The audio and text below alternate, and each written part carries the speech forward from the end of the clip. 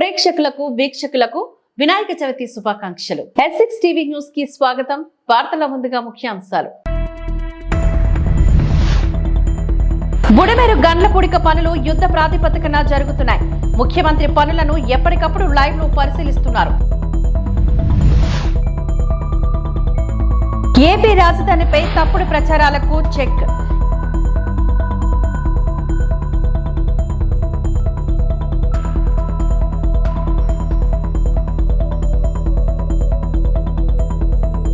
కర్నూలు జిల్లాలో వెరైటీ వినాయకుడు శ్రీ ఉగ్ర నరసింహంలో అవతారం.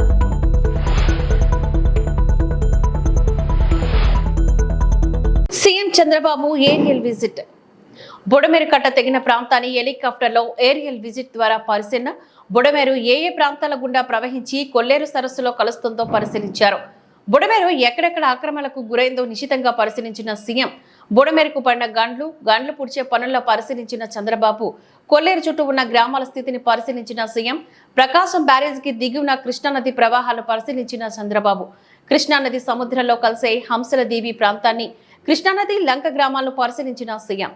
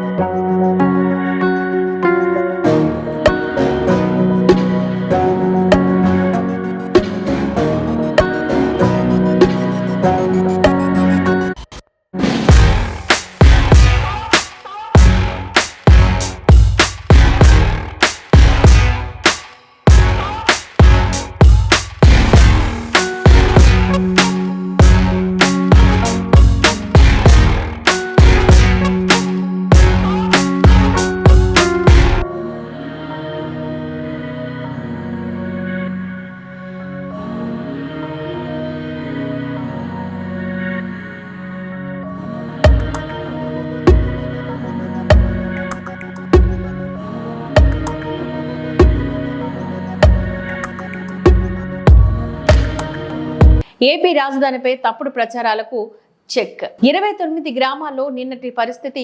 రాజధానిలో ముంపు లేదు, కానీ విషం వాళ్ళ ఆలోచనలో కుట్ర రాజకీయాల్లో ఉందని ఆరోపించారు.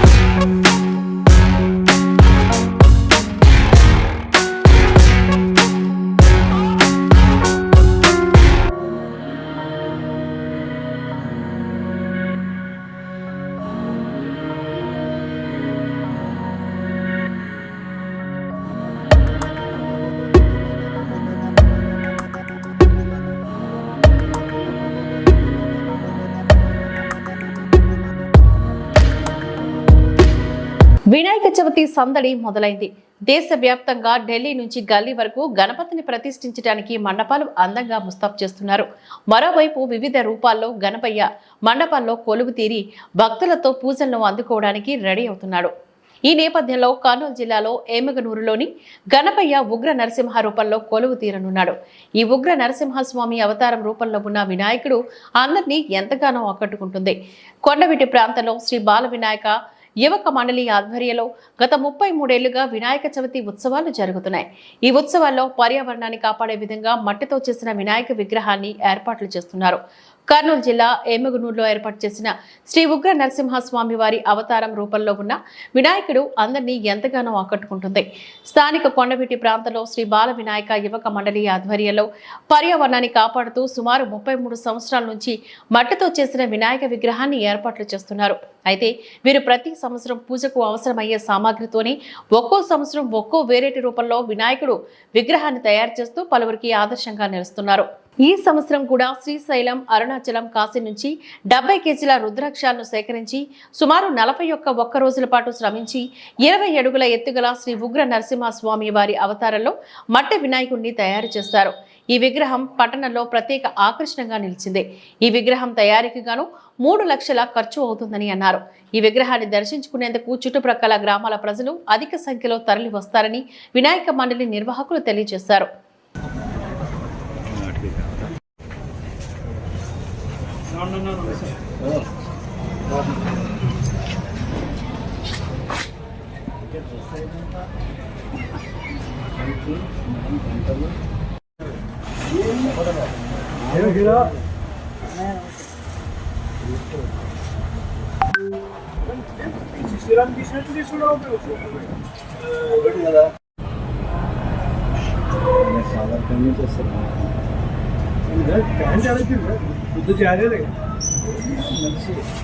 యాక్టివ్ ఇంతలా ఉన్న యాక్టివ్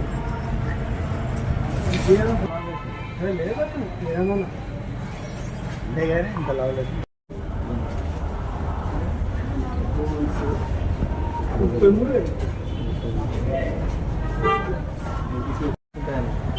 చర్మం ఉన్నట్టే ఉంటుంది.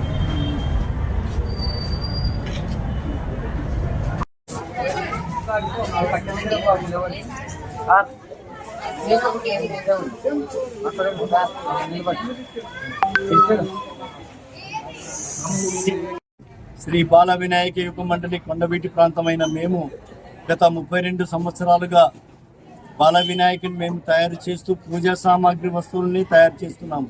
పర్యావరణ దృష్టిలో పెట్టుకుని ఎటువంటి కెమికల్స్ వాడకుండా, ప్లాస్టర్ ఆఫ్ ప్యారిస్ వాడకుండా మట్టి వినాయకుడిని తయారు చేస్తూ పూజా సామాగ్రితో తయారు చేస్తున్నాము. ఈ సంవత్సరం గత 2 నెలల నుంచి మా వినాయక సభ్యులమైన రఘు, బండ, అశోక్ తదితరులు కష్టపడి పనిచేస్తూ ఈ 2 నెలలుగా ఈ వినాయకుడిని తయారు చేస్తున్నారు. రుద్రాక్షల వినాయకుడిని ఈ సంవత్సరం తయారు చేస్తున్నాము. దాదాపు 3 లక్షల రూపాయల వ్యయంతో వినాయకుడు తయారైంది. మొత్తం ఖర్చు 5 లక్షల రూపాయల వరకు కావచ్చు.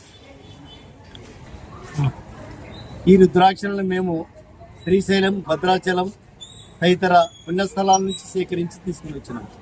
అరుణాచలం ఎన్ని ఉంటాయి? 70 కేజీలు. రుద్రాక్షల్లో ప్రత్యేకత అనగా రుద్రాక్ష ధరించడం వల్ల మనిషికి ఆత్మశాంతి కలుగుతుందన్న సదుద్దేశంతో ఆధ్యాత్మికంగా దృష్టిలో ఉంచుకొని రుద్రాక్షలు తయారు చేసింది. ఈసారి ఈ వినాయకుని ఉగ్ర నరసింహుడి రూపంలో దుష్ట శిక్షణ, శిష్టరక్షణ గావించిన ఉగ్ర రూపాన్ని తయారు చేస్తున్నాం. బుడమేరు గండ్లపుడిక పనులకు గాలి వచ్చినా, వర్షం వచ్చినా లెక్క చేయకుండా రాత్రింబవలు అక్కడే ఉండి అధికారులు, ఏజెన్సీల సహకారంతో 2వ గంటను పూర్తి చేయడం జరిగింది.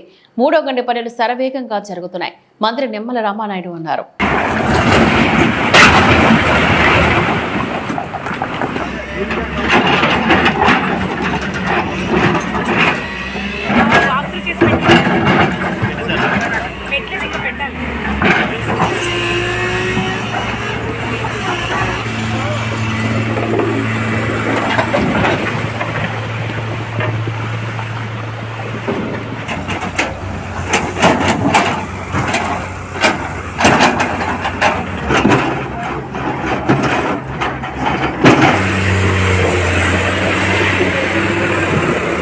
బుడమేరికి ఏదైతే లెఫ్ట్ బండ మీద గండ్లు ఏవైతే ఉన్నాయో వాటిని వెనువెంటనే యుద్ధ ప్రాతిపదికన పోడ్చాలి అనేటువంటి చంద్రబాబు నాయుడు గారి యొక్క ఆదేశాల ప్రకారం నారా లోకేష్ బాబు గారు కూడా ఎప్పటికప్పుడు ఇచ్చేటువంటి సూచనలు తోటి యుద్ధ ప్రాతిపదికన పగలు రాత్రి కూడా ఇక్కడే ఉండి పనిచేస్తూ వర్షం వచ్చినా గాలి వచ్చినా కూడా ఏజెన్సీలు కానీ అధికారుల యొక్క సహకారంతో పనులు సాగిస్తూ ఇప్పటికీ ఏదైతే మొదటి గండి అదేవిధంగా రెండవ గండి కూడా విజయవంతంగా పూడ్చగలిగాం.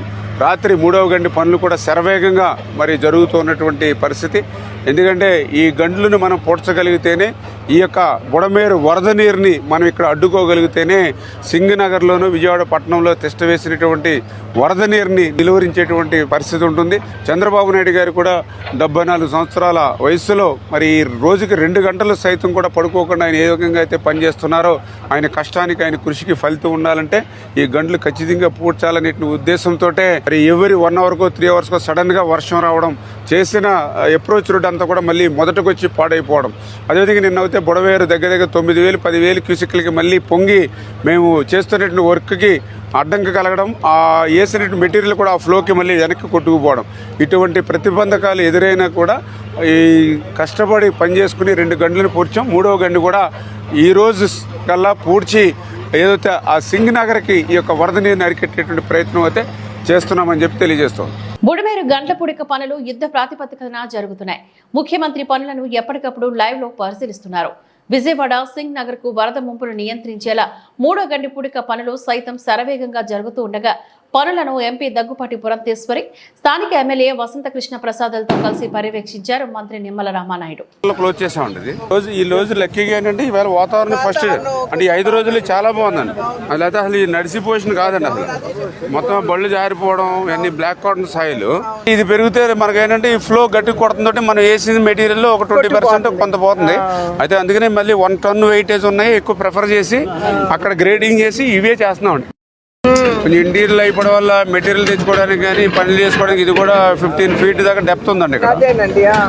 నెక్స్ట్ టైం లూజ్ సాయిల్ కూడా లూజు భయపడుతున్నారు వీళ్ళు. వాళ్ళు కూడా ఆల్టర్నేటివ్ ఏమీ లేదు.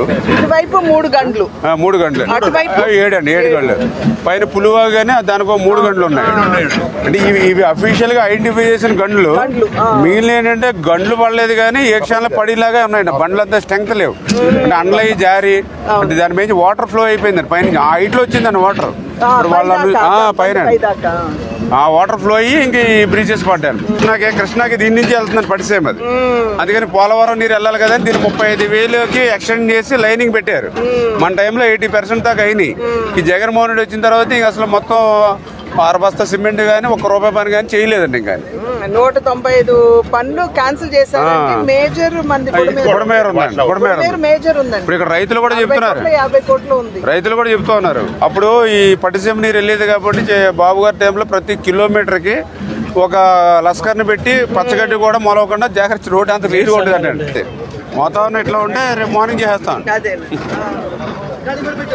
100 కోట్లకు సంబంధించినటువంటి పనులు క్యాన్సిల్ చేయడం జరిగింది. దాన్ని పర్యవసానంగా చివరికి ఒక గడ్డి మొలక కూడా తీసివేయనటువంటి పరిస్థితి. అంటే ఎటువంటి మెయింటెనెన్స్ లేకుండా ఇవాళ బండ్లు ఈ స్థాయిలో బలహీనపడ్డాయంటే ఇంతకు ముందున్నటువంటి ప్రభుత్వ హయాంలో కనీసం కూడా ఒక చిటికెడు మట్టి అక్కడ వేయనటువంటి సందర్భంలోనే ఈ రకంగా ఇబ్బందికర పరిస్థితుల్ని విజయవాడ వాసులు, విజయవాడ ప్రాంతం కూడా ఎదుర్కొంటుంది అనేటువంటి విషయం. ఏదేమైనప్పటికీ కూడా ఈరోజు రాష్ట్ర ప్రభుత్వం చంద్రబాబు నాయుడు గారి నాయకత్వంలో రిలీఫ్ ఫండ్ ఏదైతే అందిస్తున్నారు, నిన్ననే శివరాజ్ సింగ్ చౌహాన్ గారు రావడం జరిగింది విజయవాడకి. కేంద్ర వ్యవసాయ శాఖ మంత్రి వచ్చి ఇక్కడ ఉన్నటువంటి డ్యామేజ్ ఏదైతే ఉందో అది ఇళ్లకు కావచ్చు, పంట పొలాలకు కావచ్చు, వీటన్నిటిని పరిశీలించడానికి రిపోర్ట్ తయారు చేసి కేంద్రానికి ఇవ్వడానికి మోడీ గారు వారిని పంపించారు. వారు నిన్న జక్కంపూడి అటువైపు అంతా కూడా తిరగడం జరిగింది. ఇవాళ కేసరపల్లి అటువైపు వెళ్ళి రైతులతో కూడా స్వయంగా వారు సంభాషించడం జరిగింది. రైతులు కూడా పెద్ద ఎత్తున పంట నష్టపోయినటువంటి సందర్భంలో అటు బనానా కావచ్చు, లేదా పసుపు కావచ్చు, లేదా మనకి కంద కావచ్చు, ఇటువంటి పొలాలన్నీ కూడా వరితో కూడా నష్టపోయినటువంటి సందర్భంలో ఇవాళ నెమ్మదిగా నీరు తగ్గుతున్నటువంటి నేపథ్యంలో జరిగినటువంటి డ్యామేజ్ కూడా అంచనా వేసేటువంటి అవకాశం ఉంటుంది. ఆ అంచనాలన్నీ కూడా కేంద్ర ప్రభుత్వానికి ఇవాళ రేపట్లో సమర్పిస్తామని చంద్రబాబు గారు కూడా చెప్పడం జరిగింది. కనుక కేంద్ర ప్రభుత్వం కూడా వెంటనే స్పందించి తక్షణ సహాయం, అదేవిధంగా లాంగ్ టర్మ్ సహాయం, ఈ రెండు కూడా ఏ విధంగా చేయాలో దృష్టి పెడతామని చెప్పి శివరాజ్ సింగ్ చౌహాన్ గారు కూడా చెప్పారు. మేము సైతం వారధులుగా ఉంటూ రాష్ట్రానికి జరిగినటువంటి డ్యామేజ్ ఏదైతే కోల్పోయిందో దాన్ని కూడా పూడ్చడానికి మా వంతు కృషి, మా వంతు బాధ్యతను మేము ఖచ్చితంగా నిర్వహిస్తాం. కర్ణాటక ప్రాంతం నుంచి ఆంధ్ర ప్రాంతానికి అక్రమంగా రవాణా చేస్తున్న మద్యం బాక్సులను sub CI P Bhargava Reddy ఆధ్వర్యంలో పోలీసులు పట్టుకున్నారు. ఇందుకు సంబంధించిన వివరాలను శుక్రవారం విలేకరుల సమావేశంలో సిఐ వివరించారు. కర్నూలు జిల్లా SP Bindu Madhav, special enforcement bureau director Ravikumar ఆదేశాల మేరకు మాధవరం చెక్పోస్ట్ దగ్గర సమీపంలో వాహనాలను తనిఖీ చేస్తూ ఉండగా కర్ణాటక ప్రాంతం నుంచి అక్రమ మద్యం రవాణా చేస్తున్నారని సమాచారం రావడంతో వాహనాల తనిఖీలో భాగంగా జి ఆల్తాఫ్ అనే ఓ వ్యక్తి నుంచి 30 బాక్సుల మద్యం ఓ ద్విచక్ర వాహనాన్ని స్వాధీనం చేసుకున్నారు. అలాగే మరొక వ్యక్తి వినోద్ నడుచుకుంటూ మద్యం తీసుకుని తప్పించుకొని వెళ్తూ ఉండగా మా పోలీస్ సిబ్బంది గమనించి పట్టుకోగా అతని ద్వారా 4 బాక్సుల మద్యం స్వాధీనం చేసుకుని విచారించగా ఏమగనూరు ఇంద్రానగర్ కు చెందిన మమత అనే మహిళకు ఈ మద్యం బాక్సులు చేరవేస్తున్నానని తెలపడంతో తదుపరి చర్యల్లో భాగంగా ఆమెను కూడా అరెస్ట్ చేస్తామని, ఈ మేరకు 2 ముద్దాయిలను కేసు నమోదు చేశామని, వాటి విలువ సుమారు 60,000 రూపాయలు ఉంటుందని సబ్ సిఐ వెల్లడించారు. ఈ దాడిలోని సెబ్ ఎస్ఐ వీరస్వామి అతని సిబ్బందితో కలిసి 2 బృందాలుగా ఏర్పడి నిందితులను పట్టుకున్నారు. మన కర్నూలు జిల్లా ఎస్పీ శ్రీ బిందు మాధవ్ సార్ గారి ఆదేశాల మేరకు మన Kurnool SEB enforcement superintendent Shri Ravikumar sir గారి పర్యవేక్షణలో మాకు రాబడిన సమాచారం మేరకు మేము మాధవరం చెక్పోస్ట్ దగ్గర తనిఖీ చేయుచుండగా ఒక మోటార్ సైకిల్ పైన ఒక వ్యక్తి 3 బాక్సుల మద్యాన్ని తరలిస్తూ ఉండినాడు. అతన్ని పట్టుకొని అరెస్ట్ చేయడం జరిగింది. అతను ఎమ్మిగనూరు నివాసి. ఎమ్మిగనూరుకు ఈ వినాయక చవితి సందర్భంగా అక్రమ మద్యం తీసుకొచ్చి అమ్ముకుంటే లాభాలు బాగా వస్తాయనే ఉద్దేశంతో అతను తెచ్చుకుంటున్నట్టు తెలిసింది. అతన్ని పట్టుకోవడం, అరెస్ట్ చేయడం జరిగింది. తర్వాత అలాగే అక్కడ ఉన్నప్పుడే మాకు ఇంకొక సమాచారం రావడం జరిగింది. దాని పరంగా సైడ్ దారుల గుండా మద్యం వెళ్తోంది అనే సమాచారం మేరకు మేము పక్కదారుల్లో చెక్ చేసినప్పుడు ఒక వ్యక్తి తను మోసుకుంటూ ఒక 4 బాక్సులు తీసుకొని పోతూ ఉన్నాడు. అతన్ని కూడా పట్టుకొని అరెస్ట్ చేయడం జరిగింది. అతను వచ్చేసి కర్ణాటక వాసి. మాధవరం చెక్ పోస్ట్ దగ్గర పోలీసులు పొద్దున్నుంచి గట్టి తనిఖీ చేస్తున్నారనే ఉద్దేశంతో అతను పక్కదారుల గుండా వెళ్ళి అక్కడి నుంచి ఆటోలు అట్లా పట్టుకొని ఎమ్మిగనూరుకు చేరుకోవాలనే ఉద్దేశంతో పోతా ఉన్నాడు. 4 బాక్సులు స్వాధీనం చేసుకుని అతను ఎవరికి తీసుకొస్తున్నాడు అనే సమాచారాన్ని మనము ఎంక్వైరీ చేయడంతో అతను వచ్చేసి ఒక లేడీ ఎమ్మిగనూరుకు సంబంధించినటువంటి ఆ వ్యక్తి మమత అని ఆమె తీసుకొచ్చి ఇవ్వడానికి ప్రయత్నం చేస్తున్నాడని తెలిసి ఆమెను కూడా కేసులో నమోదు చేయడం జరిగింది. ఆమెను తదుపరి అరెస్ట్ చేయడం జరుగుతుంది. ఈ యొక్క దాడుల్లో ఇన్ఛార్జి సబ్ ఇన్స్పెక్టర్ అయినటువంటి SEB incharge sub inspector Veeraswamy మరియు అతని సిబ్బంది మేము 2 టీములుగా పాల్గొని దాడులను విజయవంతం చేయడం జరిగింది. ఈ పట్టుబడిన మద్యం విలువ మొత్తం 7 బాక్సులు, ఒక మోటార్ సైకిల్, 2 కేసుల్లో కలిపి ఈ పట్టుబడిన అంతా విలువ వచ్చేసి ఒక 60,000 దాకా ఉంటుంది. నా పేరు భార్గవ రెడ్డి, సెబ్సిఏ. మట్టి గణపతి ప్రతిమలనే పూజిద్దాం, పర్యావరణాన్ని పరిరక్షిద్దాం. దువ్వాడ లక్ష్మీ భార్గవి. పర్యావరణ పరిరక్షణ కోసం ప్రజలు మట్టి గణపతిని పూజించాలి అంటూ మా సంస్కృతి సంస్థ అధ్యక్షురాలు దువ్వాడ లక్ష్మీ భార్గవి పిలుపునిచ్చారు. శుక్రవారం సాయంత్రం మా సంస్కృతి సంస్థ ఆధ్వర్యంలో సంపత్ వినాయకుని గుడి వద్ద మట్టి వినాయక ప్రతిమలను పంపిణీ చేశారు. ఈ సందర్భంగా ఆమె మాట్లాడుతూ పర్యావరణాన్ని పరిరక్షించుకోవాల్సిన బాధ్యత మనపై ఉందని చెప్పారు. వినాయక ప్రతిమల్లో ప్లాస్టర్ ఆఫ్ ప్యారిస్, థర్మోకోల్ వాడటం వల్ల అందులో ఉన్న రసాయనాలు పర్యావరణానికి హాని కలగడమే కాకుండా సముద్ర జలాలు కలుషితమవుతున్నాయని అన్నారు. వాయు కాలుష్యం ఏర్పడి ప్రతి జీవి ప్రాణహానికి కారణమవుతున్నాయని, ప్రకృతిని గౌరవించకపోవడం వల్లే మనం అనేక విపత్తులు చూస్తున్నామంటూ పేర్కొన్నారు. కాలుష్యంలోని మన నగరం అగ్రస్థానంలో ఉందని ఆవేదన వెలిబుచ్చారు. ప్రతి కుటుంబం మన బాధ్యతగా భావించి మట్టి వినాయక ప్రతిమలకు అధిక ప్రాధాన్యతనిచ్చి పూజించాలంటూ విజ్ఞప్తి చేశారు. మన భావితరాలకు ఆరోగ్యవంతమైన జీవితం అందించేందుకు అందరూ సహకరించి కాలుష్య నివారణకు కృషి చేయాలని విజ్ఞప్తి చేశారు. ప్రజలకు వినాయక చవితి శుభాకాంక్షలు తెలిపారు.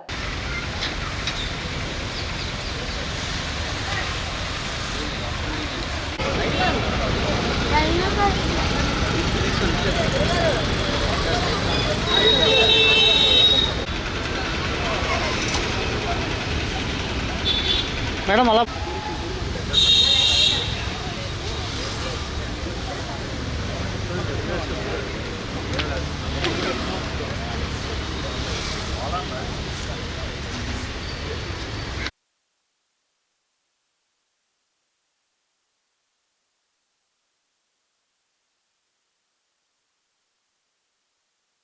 పేరే నాకు పేరు తెలుసు కదా బా.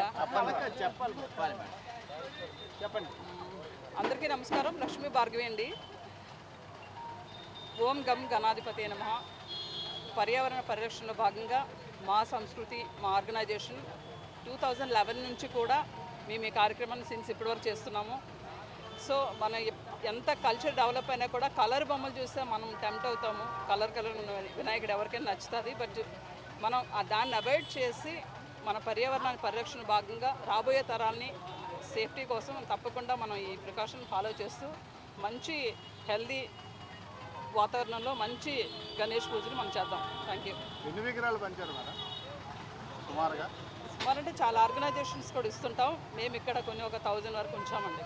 ఎందుకంటే వర్షం అదంతాను మనకి ఈ మూడు కూడా బాగాలేదు కదా. విజయవాడ ఇష్యూ మనకి కొంచెం ఇబ్బందిగా ఉన్నా కూడా మన గణపతిని మనం పూజించాలి కాబట్టి మనకి ఇది కాన్వర్ట్ కాబట్టి మళ్ళీ మన పని చేయడం జరిగింది. డాబా గార్డెన్స్ లో అల్లూరి సీతారామరాజు విజ్ఞాన కేంద్రంలో ఎస్సీ వర్గీకరణపై సుప్రీంకోర్టు తీర్పు రాజ్యాంగబద్ధమైన అంశంపైన రాష్ట్ర స్థాయి సదస్సు జరిగింది. The Buddhist society of India Andhra Pradesh రాష్ట్ర శాఖ ఆధ్వర్యంలో జరిగిన సదస్సుకు గాను తెలంగాణ విశ్వవిద్యాలయాలు, ఫ్యాకల్టీ ఆఫ్ లా, మాజీ డీన్, దక్షిణ భారత సిద్ధాంతకర్త గాలి వినోద్ కుమార్ ముఖ్య అతిథిగా హాజరయ్యారు. ముందుగా గౌతమ్ బుద్ధునికి బుద్ధవనం చేస్తారు. అనంతరం డాక్టర్ బాబాసాహెబ్ అంబేద్కర్ చిత్రపటానికి పూలమాల వేసి నివాళులర్పించారు.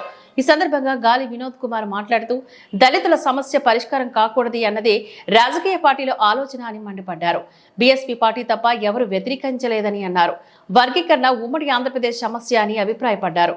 కులాల మధ్య వ్యత్యాసం లేదని, ఇద్దరు ముఖ్యమంత్రులు సమావేశమై 371D ప్రకారం జోన్ డీలోని పెట్టాలని కేంద్రానికి లేఖ పంపితే సరిపోతుందని అన్నారు. సుప్రీంకోర్టు ఇచ్చింది తీర్పు కాదని, కుట్ర అని, అది బీజేపీ ఆర్ఎస్ఎస్ కుట్ర అని పేర్కొన్నారు. మాలా మాదిగలు కలిసి ఉండాలన్నదే తన లక్ష్యమని చెప్పారు. 30 ఏళ్ల నుంచి సమస్య రగులుతుంది. సుప్రీంకోర్టు ఇచ్చిన తీర్పులో లోటుపాట్లు ఉన్నాయని అన్నారు. కార్యక్రమంలో రాజేంద్ర, రేణుకుమార్, వేణుగోపాల్, అన్నవరం తదితరులు ఈ కార్యక్రమంలో పాల్గొన్నారు. ఉస్మానియా అండ్ తెలంగాణ విశ్వవిద్యాలయం ముఖ్యంగా గత 30 ఏళ్లుగా అవసరం లేదా గత 30 ఏళ్ళుగా 59 కులాల మధ్య ఏ వర్గీకరణ పేరుతో కొనసాగుతున్న పోరాటం ఉందో అది ఉమ్మడి రిజర్వేషన్ల వర్గీకరణ సమస్య పంచుకోవాలని, అన్నదమ్ముల్లా పంచుకోవాలి, ఆత్మబంధువుల్లా కలిసి ఉండాలనే దానికి అన్ని పార్టీలు, అగ్రవర్ణ పార్టీలు ఏవి కూడా ఈ సమస్యను పరిష్కరించకుండా గత 30 ఏళ్ళుగా ఈ సమస్య చాలా సీనియర్ సమస్య. 3 రోజులలో సమస్య పరిష్కారం అవుతుంది, కానీ 30 ఏళ్ళుగా ఈ సమస్యను పరిష్కరించలేదు. కారణం ఏంటంటే దళితులకు ఈ సమస్య పరిష్కారం అయితే ఇక వాళ్ళు రాజకీయ అధికారం అడుగుతారు కాబట్టి వాళ్ళు ఎప్పుడు నిరంతరం కొట్లాడుకుంటూనే ఉండాలి. ఆ కొట్లాడుకోవడానికే వీళ్ళంతా వర్గీకరణకు సపోర్ట్ చేస్తున్నారు తప్ప కలిసి ఉండడానికి, పరిష్కరించడానికి ఈ దేశంలో ఏ ఒక్క పార్టీ ఎక్సెప్ట్ బీఎస్పీ తప్ప అన్ని రాజకీయ పార్టీలు వర్గీకరణకు సపోర్ట్ చేస్తున్నాయి తప్ప ఎట్లా పరిష్కరించాలో చెప్పడం లేదు. బీఎస్పీ మాత్రం అపోజ్ చేస్తుంది కానీ పరిష్కరించాలని కూడా చెప్పట్లేదు బీఎస్పీ కూడా. దీనికి పరిష్కారము గత 30 ఏళ్ల క్రితం నుండి నేను చెప్తున్నాను, 3 రోజుల్లో పరిష్కారం అవుతుంది. ఏంటంటే ఇది ఉమ్మడి ఆంధ్రప్రదేశ్ సమస్య, ఇది దేశ సమస్య కాదు. ఈ ఉమ్మడి ఆంధ్రప్రదేశ్ సమస్యకు మూల కారణము ప్రాంతీయ సమస్య, కుల సమస్య కాదు. ప్రాంతాల మధ్య వ్యత్యాసం కారణంగా ఏర్పడ్డ సమస్య ఇది.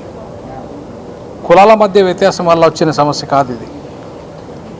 ప్రాంతాల మధ్య వ్యత్యాసం కారణంగా ఎట్లయితే తెలంగాణ ప్రత్యేక రాష్ట్రం కావాలని డిమాండ్ వచ్చిందో అలాగే ఎస్సీల మధ్య రిజర్వేషన్ల పంపిణీలో జరిగిన అసమానతల కారణంగా ఏర్పడ్డ ఈ సమస్య అది పాలకుల వల్ల ఏర్పడ్డది తప్ప మాలల వల్ల ఏర్పడలేదు, లేదా మాదిగల వల్ల ఏర్పడే సమస్య కాదు. ఇది పాలకుల తప్పిది.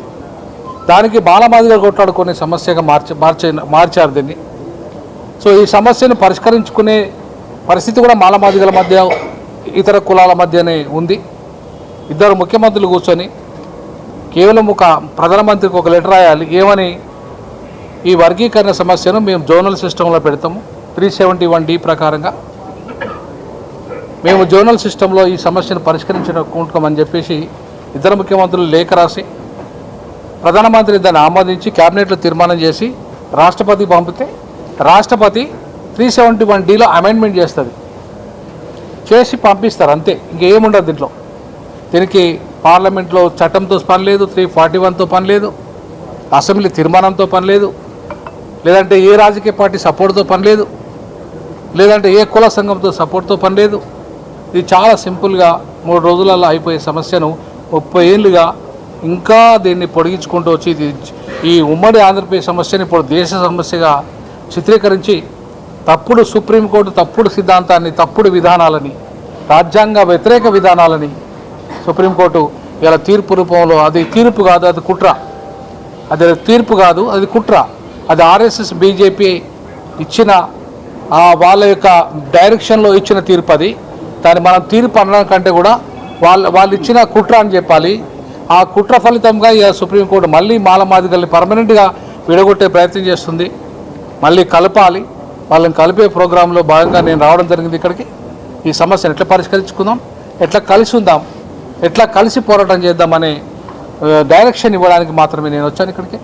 సో కాబట్టి మాదిగా ఈ అంటరాని కులాలు ఈ దేశంలో దాదాపుగా 1200కు పైగా అంటరాని కులాలు అన్నీ కూడా ఒకటే. సుప్రీంకోర్టు చెప్పినట్టుగా వేరు కాదు, అంతరం ఒకటే.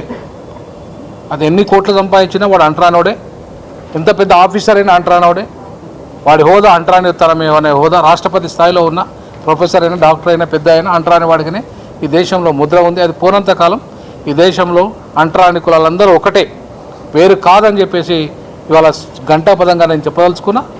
సుప్రీంకోర్టు వీళ్ళు వేరు అని చెప్పింది, ఇది తప్పు అని చెప్పదలుచుకున్నాం. ఇది రాజ్యాంగ వ్యతిరేకమని చెప్పాలనుకున్నాం, బాబాసాహెబ్ అంబేద్కర్ విధానానికి వ్యతిరేకమని చెప్పదలుచుకున్నాం.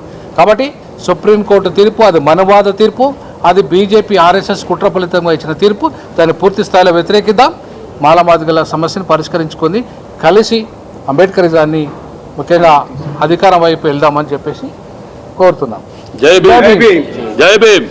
శనివారం వినాయక చవితిని పురస్కరించుకొని సిటీ క్లబ్ ఆధ్వర్యంలో 3000 మట్టి విగ్రహాలతో పాటుగా వ్రతకల్ప పుస్తకం, పసుపు కుంకుమ పంపిణీ కార్యక్రమాన్ని స్థానిక సిటీ క్లబ్ వద్ద ఏర్పాట్లు చేస్తారు. ఈ కార్యక్రమానికి గాను ముఖ్య అతిథిగా స్పీకర్ అయ్యన్న తనయుడు కౌన్సిలర్ చింతకాయల రాజేష్ హాజరై విగ్రహాలు పంపిణీ చేస్తారు. ఈ సందర్భంగా చింతకాయల రాజేష్ మాట్లాడుతూ పర్యావరణ హితమైన 3000 మట్టి గణపతి విగ్రహాలను పంపిణీ చేస్తున్న city club president Palla Dorababu, కార్యదర్శి పెదిరెట్ల చింతు, కోశాధికారి బొంతు జగదీష్, కార్యవర్గ సభ్యులను అభినందించారు. ప్రతి ఒక్కరూ మట్టి విగ్రహాలనే పూజించాలంటూ పిలుపునిచ్చారు. ఈ కార్యక్రమంలో కార్యవర్గ సభ్యులు లంకా ప్రసాద్, కృష్ణ, మంగరాజు, పెదిరెడ్డిల నాగేశ్వరరావు తదితరులు ఈ కార్యక్రమంలో పాల్గొన్నారు.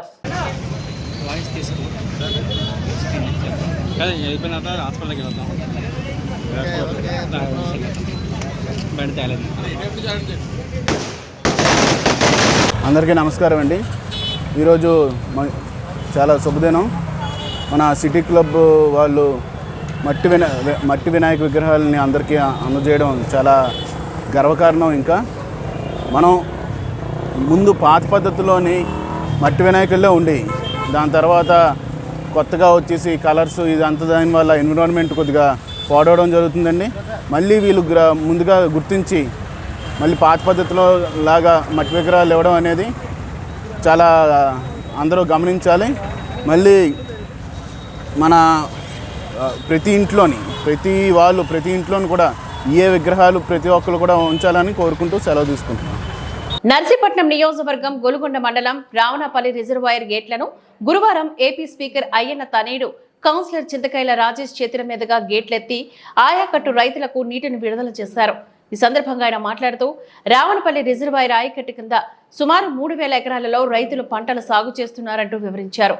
రిజర్వాయర్ నీటి సామర్థ్యం 358 క్యూసెక్ మీటర్ల కాగా ప్రస్తుతం 215 క్యూసెక్ల మీటర్ల నీటిని విడుదల చేయడం జరుగుతుందని అన్నారు. స్పీకర్ అయ్యన్న పాత్రుడు మరమ్మతులకు గురైన గేట్ల స్థానంలో కొత్త గేట్లు మంజూరు చేశారని, వాటిని త్వరలో పెట్టడం జరుగుతుందని చెప్పారు. టీడీపీ ప్రభుత్వంలోనే రావణపల్లి రిజర్వాయర్ అభివృద్ధి జరుగుతుందని, ఎన్ని ప్రభుత్వాలు వచ్చినా ఈ రిజర్వాయర్లను పట్టించుకునే నాదుడే లేడని, టీడీపీ ప్రభుత్వం మాత్రమే దీన్ని అభివృద్ధి ప్రదం చేస్తోందని అన్నారు.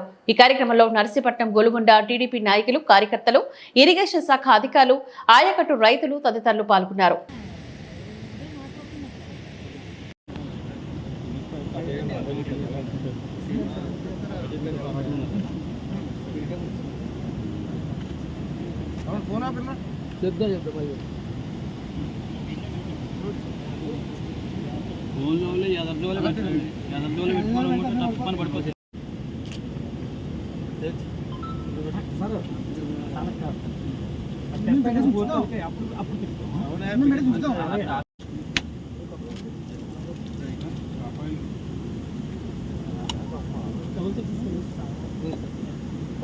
అందరికీ ఏసీ తలకే పంపే బోట్ మీద ఓటు పెట్ట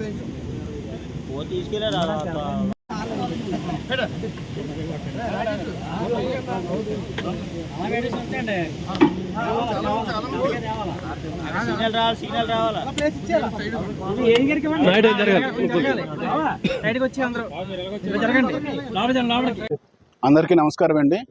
ఈరోజు రావణపల్లి రిజర్వాయర్ గేట్లు ఎత్తడం జరిగింది. మంచి రోజు ఈరోజు.